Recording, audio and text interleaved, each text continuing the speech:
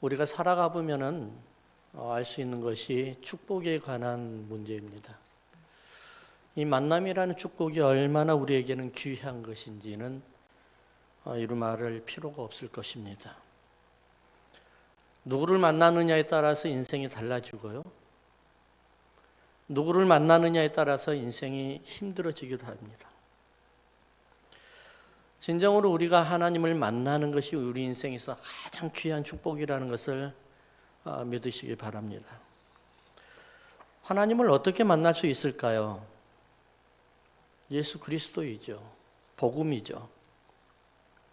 율법이 아닙니다. 로마서를 정리를 해보면은 전체 로마서 전체에서 딱 한 단어가 나오는데 이건 바로 예수 그리스도, 복음이라는 단어입니다.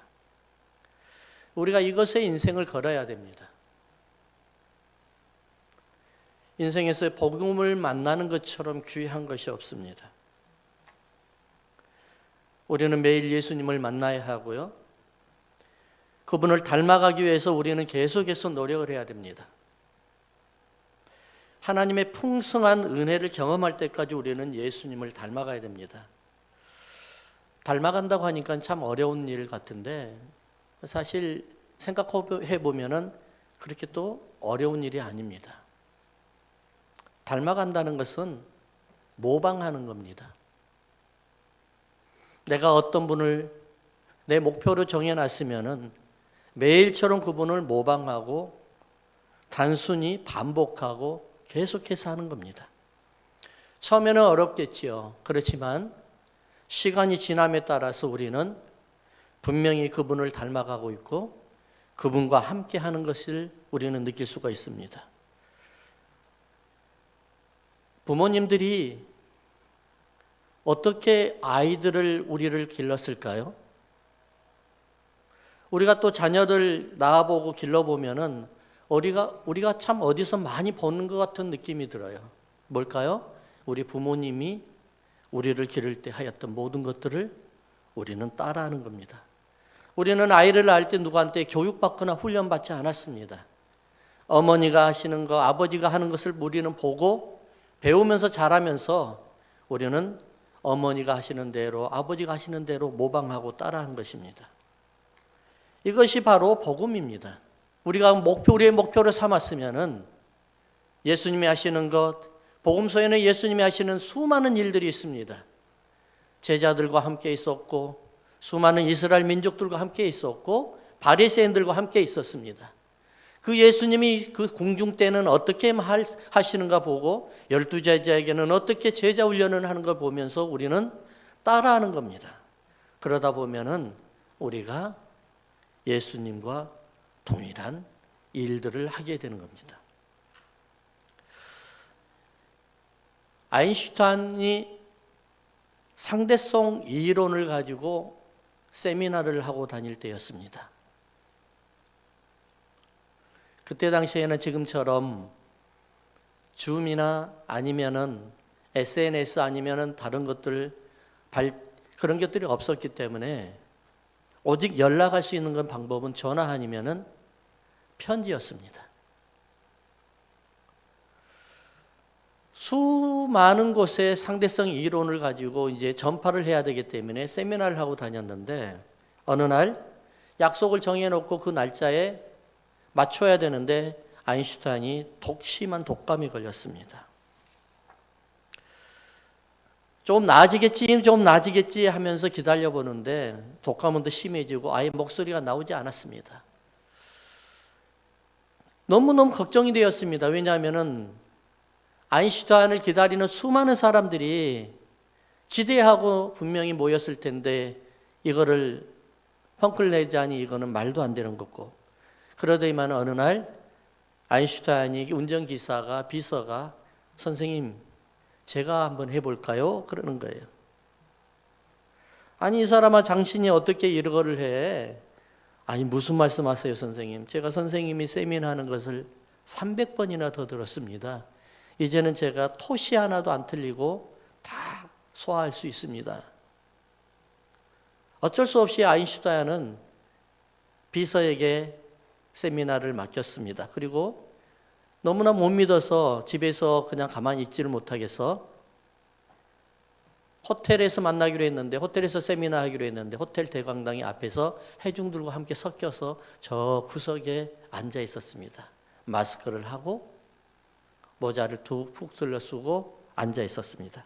물론 그때 당시에는 아인슈타인이 매스컴이라든지 이런 데에서 뭐 여기 지금처럼 발달되어 있는 상태가 아니기 때문에 잘 몰랐겠죠. 근데 그 비서가 세미나를 딱 너무 성공적으로 마쳤어요. 모든 사람들이 기립해서 박수를 치고 있었어요. 우리와 같은 박수를 치고 있었어요. 근데 어느 날 어떤 분이 딱 일어나더니만은, 다 앉고 난 다음에 일어나더니만은, 근데 선생님이 하면서 질문을 하는 거예요. 질문을 하는데 너무 당황스러운 거예요. 앞에서 비서도 더 멍하게 있고, 그 다음에 같이 앉아있던 아인슈타인은 더 당황해서 어찌할 바를 모르고 있는 거예요. 그런 상황에서 비서가 기지를 발휘하였습니다. 그 정도의 질문이면은 우리 비서도 너무 잘한다고, 비서가 말해도 설명해도 된다고, 비서 나오라고 그래요. 그래가지고 비서가 아인슈타인이 나와가지고 그것을 쉰 목소리로 이야기를 했습니다. 사도 바울은 오늘의 본문의 말씀을 통해서 율법과 복음에 대해서 말씀하고 있었습니다. 이 율법이라는 것은 뭐냐면은, 사도 바울이 오늘 본문을 통해서 말씀하시는 건 뭐냐면은, 율법을 부부로 비유를 했어요. 남편과 부인이 함께 살 때는 부인이 다른 남자를 만나면은 음녀가 되지만은, 남편이 죽고 난 다음에 부인이 다른 남자를 만나면 합법이 됩니다 라고 이야기하는 겁니다. 율법이 바로 이런 거라는 겁니다. 율법이 예수님이 오기 전에는 율법이 합법이었지만, 이제 예수님이 오셨고 율법이 더 이상 완성된 예수님이 오셨는데 더 이상 율법이 필요가 없다는 겁니다. 그러면서 뭐라고 이야기하냐면은,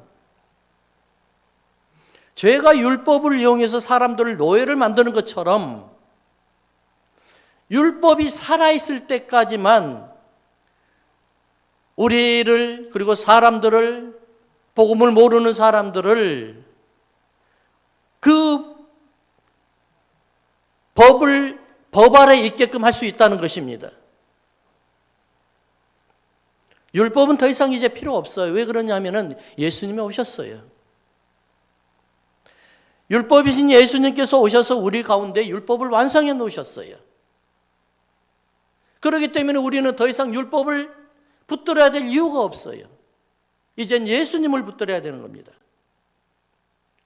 지난 주일날 제가 설교했던 말씀 중에서 죄와 복음에 대해서 말씀을 드렸어요. 그러면서 죄는 뭐라고 했냐면, 죄는 죽었습니다고 이야기했어요. 우리가 예수님과 함께 십자가에 못 박아 죽은 몸으로 말미암아 우리의 모든 죄, 우리를 감싸고 있던, 우리를 통치하였던 모든 죄가 다 죽었다고 말씀했습니다. 죄는, 죄를 지은 사람이 살아있을 때만 죄에 책임이 있습니다. 죄를 물을 수가 있습니다. 그러나 이제는 죄를 지은 사람이 죽었기 때문에 더 이상은 죄를 물을 수가 없습니다. 그래서 이제는 뭐냐면은, 죄가 아니라 우리를, 예수님이 십자가에 돌아가시고 난 다음에 우리도 함께 죽었어요. 그러니까 우리는 완전히 죽었어요. 깨끗하게 죽었어요. 그리고 예수님의 무덤에서 부활하실 때 우리는 우리의 생명이 다시 살아나기 시작한 거예요. 그 생명이 리페어가 된 것이 아니라, 회복이 되는 것이 아니라 새로운 생명이 나타난 거예요. 그 생명이 바로 뭐냐면, 예수님께서 동정녀 마리아에게 성령으로 잉태하셨다는 그 성령의 하나님의 생명이 우리 가운데 임하신 거예요. 그렇기 때문에 우리는 우리의 모든 생명, 우리의 모든 것들은 내가 주인이라고 말할 수가 없어요. 나를 주관하신 분은 바로 그래서 하나님이신 거예요. 내게 내 거 아니에요. 내 생명도 내 것이 아니에요. 내 몸도 내 것이 아니에요. 우리는 이미 십자가에서 못 박혀서 죽었어요. 이제는 내가 사는 것은 내 안에 계신 그리스도와 함께 내가 사는 거예요. 내가 복음으로 사는 거예요. 그러면 하나님께서 나를 통해서 일하시는 가장 큰 이유가 뭘까요? 첫 번째는 복음에는 하나님의 열매가 있기 때문에 그래요. 로마서 7장 4절에 그러므로 내 형제들아 너희도 그리스도의 몸으로 말미암아 율법에 대하여 죽임을 당하였으니 이는 다른 이 곧 죽은 자 가운데서 살아나신 이에게 가서 우리가 하나님을 위하여 열매를 맺게 하려 함이라. 예수님의 열매가 아닌 하나님의 열매예요. 하나님의 열매는 뭐냐면 첫 번째, 예수님을 통해서 하나님의 영광을 거두는 거예요. 두 번째는 뭐냐? 예수님과 한 몸이 된 하나님의 자녀들을 통해서 하나님께서 영광을 거두는 거예요. 그래서 하나님의 열매는 다른 것이 아니에요. 하나님의 영광이에요.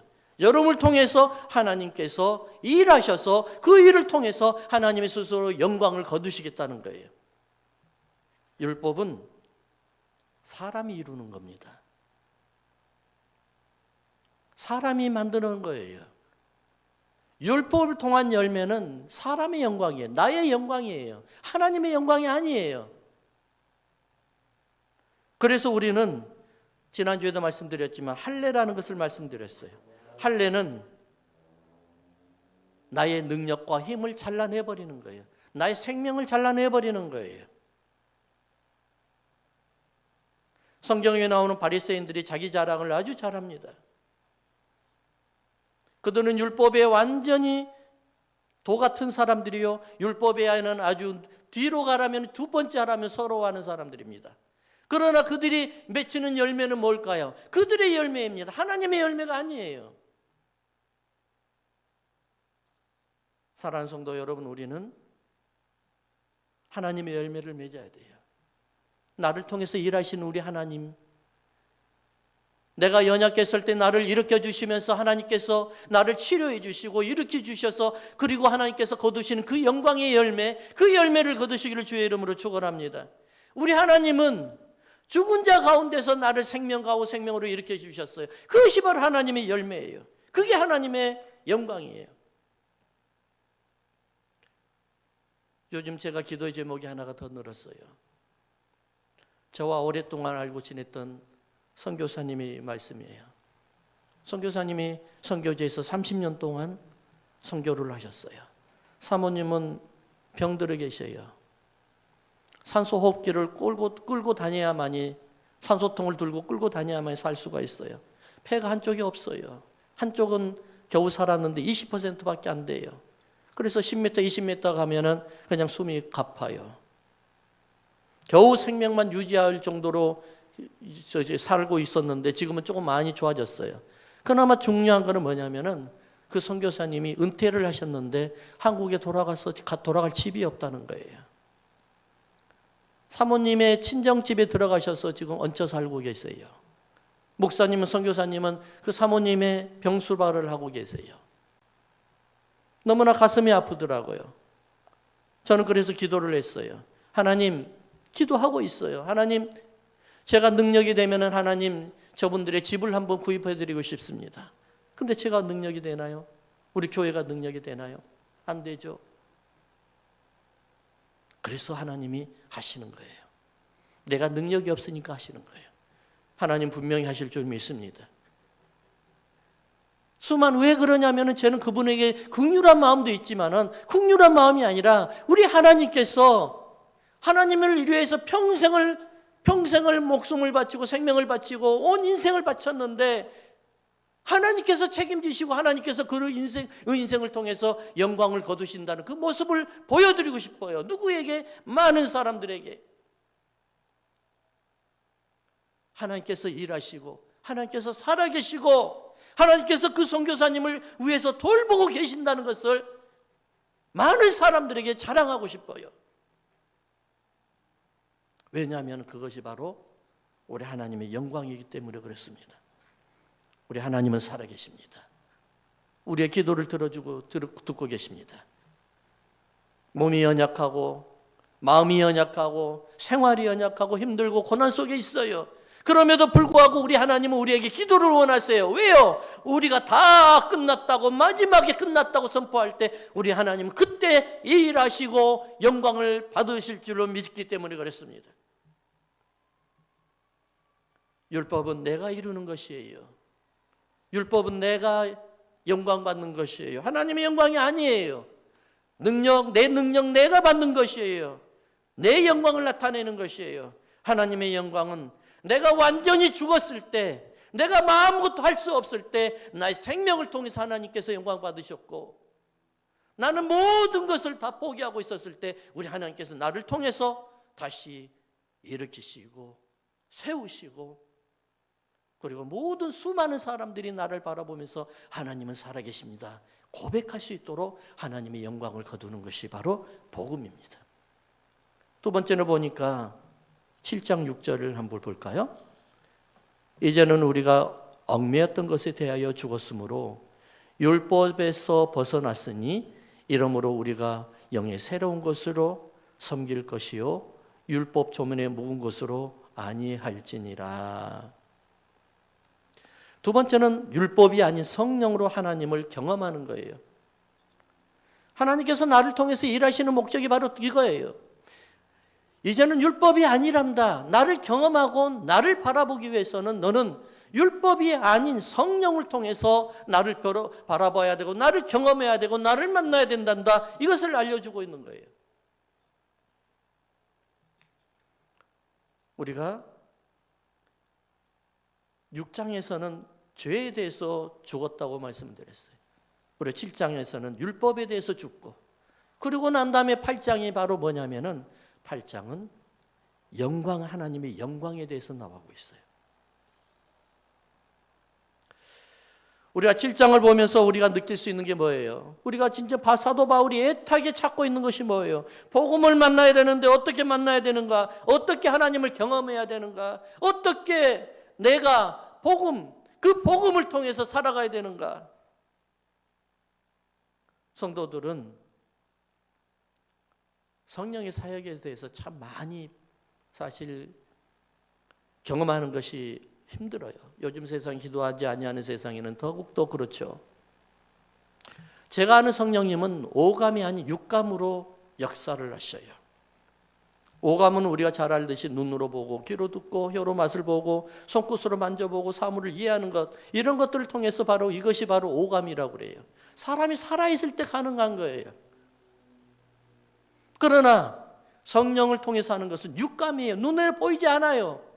만져지지도 않아요. 내가 기도해도 기도 응답이 없는 것 같아요. 이루어지지 않아요. 그런데도 분명한 것은 하나님께서 나를 통해서 일하고 계신다는 거예요. 어떻게 해요? 내가 성령님을 볼 수 없고 만질 수도 없지만은 우리 주님께서는 나의 기도를 통해서 나를 위해서 일하고 계신다는 거예요.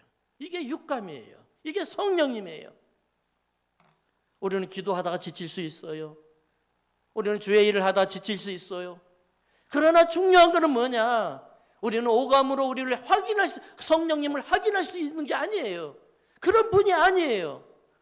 성령님은 눈으로 보지도 못해요. 만질 수도 없어요. 그러나 내 기도를 통해서 나의 환경을 통해서 나의 예배를 통해서 일하고 계시고 나를 통해서 하나님께서 일하시고 영광을 받아주신다는 분명한 살아계심을 우리는 믿는 거예요. 우리가 성령으로 말미암지 않고 어떻게 예수님을 주라 시인할 수 있겠어요? 그리고 내가 새 생명이 살아난 것을 어떻게 말할 수가 있겠어요? 생명이 살아난 걸 잘 몰라요. 눈에 보이지도 않아요. 확인할 길이 없어요. 그러나 천국 가야만이 알 수가 있어요. 그럼에도 불구하고 우리는 예수 그리스도를 믿음으로 성령님께서 우리의 생명을 다시 살리신 걸 믿어요. 기도도 마찬가지예요. 고난도 마찬가지입니다. 성령님으로 경험하는 여러분들 되게 주의 이름으로 축원합니다. 대부분의 사람들은 핸델의 오라토리아 메시아를 잘 알고 계실 겁니다. 이 곡은 크리스마스나 부활절 때 많이 부르는 곡입니다. 핸델이 런던에서 메시아 탄생, 메시아의 그 탄생을 보면은 메시아 국을 탄생하는 배경을 보면은 참으로 힘든 시기에 접어들었을 때였습니다.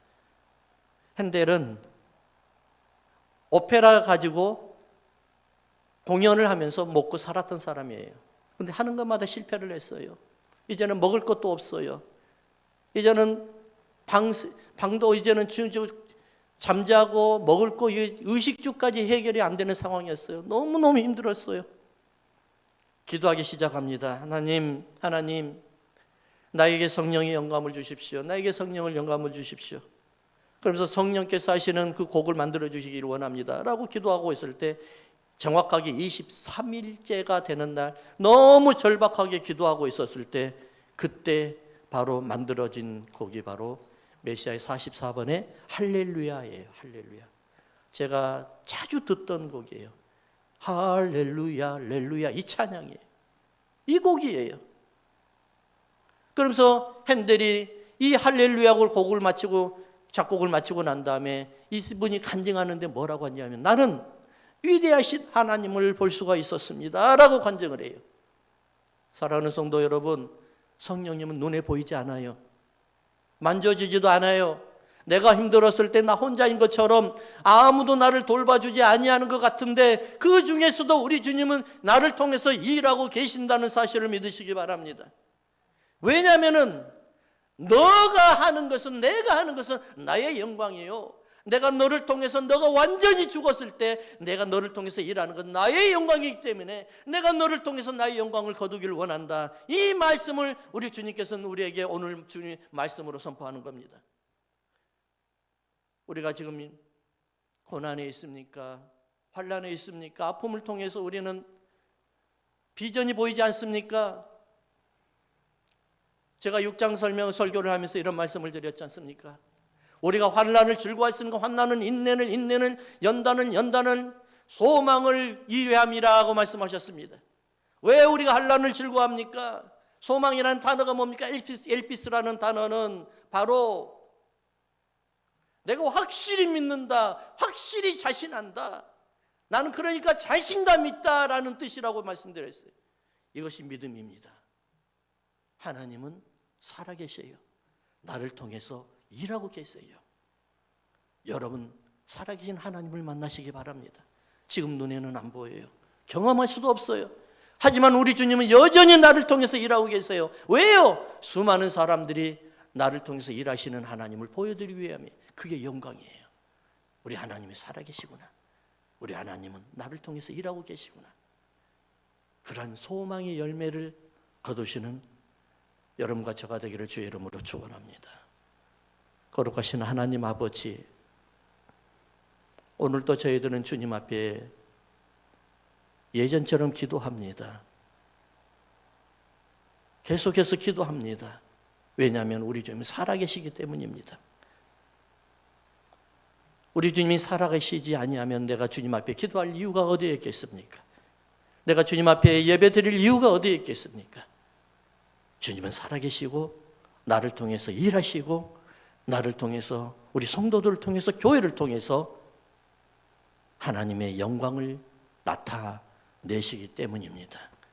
사랑하는 주님, 부디 원하옵기는 우리 남가주 믿음의 교회와 그리고 또 복음을 믿는 모든 성도들이 하나님을 경배하게 하여 주시고 하나님께 영광 드릴 수 있도록 주님 그분들을 통해서 일하여 주시옵소서.